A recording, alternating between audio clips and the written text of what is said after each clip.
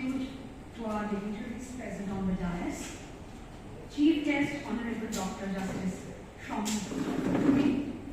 Guest of Honor Dr. Rajeshri Shukla, our special guests of the evening, Shri Prashanjit Bokshi and Colonel Dr. Shantanu Roy, who is on his way. And a special mention of the President of the Bharatiya Bhasha Parishad, Dr. Kusum Khemani, for the venue. And last but not the least, to Dr. Praviti Bandyopadhyay, President of Center for Bharat Studies, and their able team members led by Shri Vishal Ghosh for organizing this evening. Without their effort, it would not have been possible. Thank you so much. আমি আমার বক্তব্যটি বাংলায় রাখছি।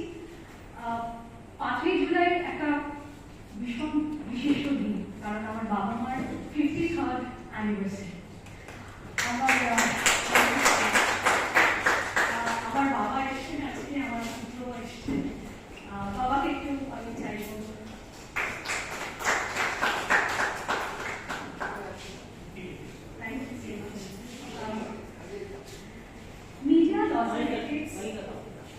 Journalism and mass communication এবং legal স্টাডিজের ক্যারিকুলামে একটি খুব গুরুত্বপূর্ণ অঙ্গ।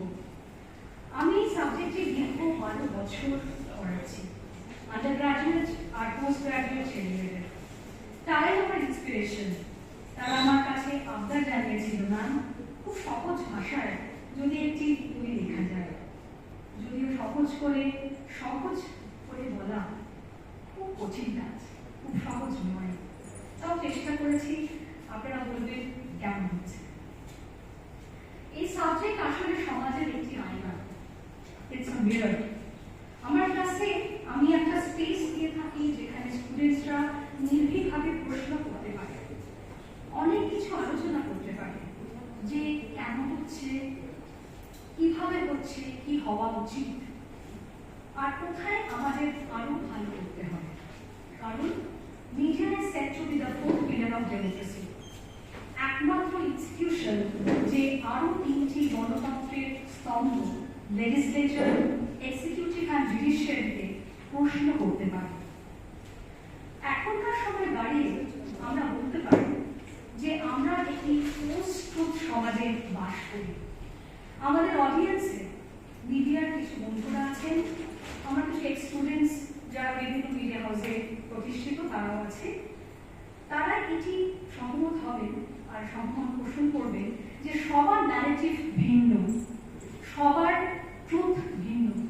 To say it in brief, it's a ball game of narratives, যেখানে অডিয়েন্স বা সাধারণ মানুষের কোনো বিষয়ে ওপিনিয়ন তৈরি করা বেশ কঠিন। এখানে মিডিয়া এথিক্স আসে, যেমন মিডিয়া ট্রায়াল।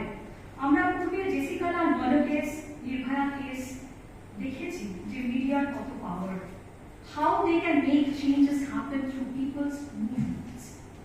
কিন্তু যখন আমাদের মুঠোফোন মানে মোবাইল ফোন তার অ্যালগরিদম সেট করে দেয় যে কোন খবর কতটা আমি দেখব, কোন ন্যারেটিভটা আমাকে দেখানো হবে, সেখানে ওপিনিয়ন তৈরি করতে হবে, কিভাবে করতে হবে, অডিয়েন্সকে খুব সন্তর্পণে খবরের দুপক্ষকেই দেখতে হবে।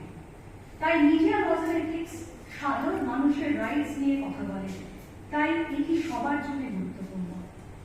এবার আমি আমার dynamics of media laws in the Indian context নিয়ে কিছু কথা বলবো, স্পেশালি দ্য মানে কন্টেন্টসে আমি কি কি লিখেছি।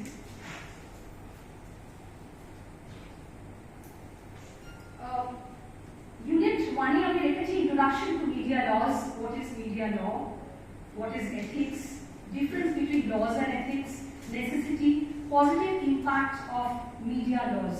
যেখানে আমি একটি গুরুত্বপূর্ণ কেস স্টাডি, সেটা হচ্ছে ধনঞ্জয় কেসটা রেখেছি।